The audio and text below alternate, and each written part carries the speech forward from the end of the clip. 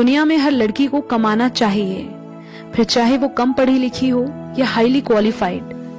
बात सिर्फ पैसों की ही नहीं, सेल्फ रिस्पेक्ट की भी है। लाखों भले ही ना कमाओ, पर इतना जरूर कमाओ कि अपने खर्चे खुद उठा पाओ। और सच कहूं तो जब खुद का कमाओगी ना, तो अपनी नजरों में जो इज्जत और कॉन्फिडेंस होगा, वो बात तुम्हें किसी करोड़पति की बीवी बनने से नहीं मिलेगी।